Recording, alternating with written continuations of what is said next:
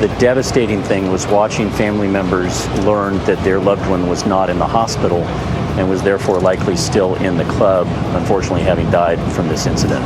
Boy, there are so many stories, amazing stories, tragic stories, heartbreaking stories that are coming out of Orlando. And I so appreciate Jean Gabar, who is joining us here at KSL, the owner of Club Triangles. This is a club in our area that caters to the LGBTQ community. And Jean, I really appreciate you joining us today. Thanks so much for being here.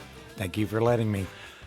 First question I asked off the air is, as a club owner, do you worry about these types of things?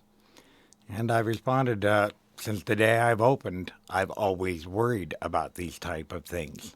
But I've got to back that up saying in Salt Lake City, I feel much safer than a lot of cities should feel. You know, earlier today I was talking with Mayor Biskupski, and we've had this reputation for some time as being, first of all, overall generally welcoming, Crossroads of the West, everything else. But when it comes to the LGBTQ community, being particularly welcoming, we find ourselves on national lists of being one of the friendliest towns for this community in the nation. Absolutely. And why do you think that is? You know, I'm not sure. I think it goes back with several mayors that I have seen that have made sure that this was a welcoming community. Salt Lake City is diverse anyway. Mm-hmm. There are all kinds of groups here in Salt Lake City, both in minority, ethnic, and religious, that can feel welcome in Salt Lake. And that's why I'm here. Since this event happened, I don't know your club's schedule. Has the club been open since this event occurred? Yes, we have.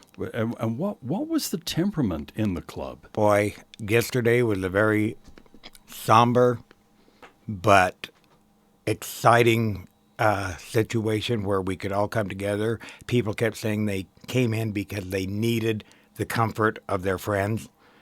Because this is an episode that not only hits one of us, but it hit everybody across America. And so we made it a point at 4 p.m. to join the nation in a moment of silence. Mm-hmm.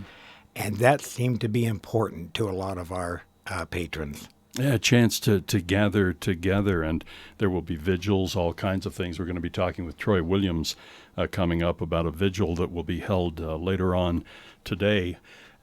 Do you plan on changing anything at all at the club, especially regarding security now?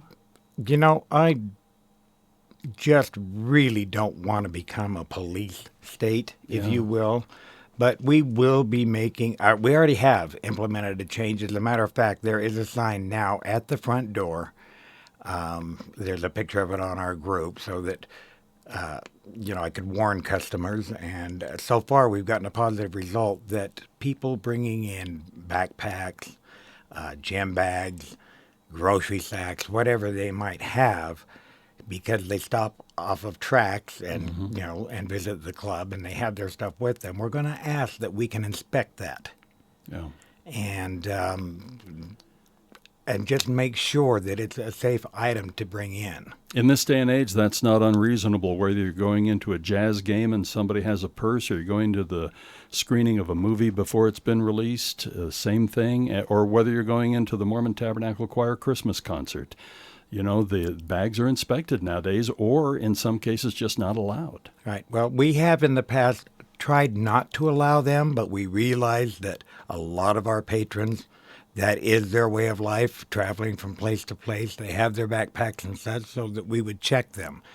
Now we're just going to ask if we can look in them, and if everything seems okay, they can keep it with them. Yeah. If they don't want us to look into it, well, we don't really want it in the building then if they don't want us looking into it. So we'll ask them to take care of that outside the club.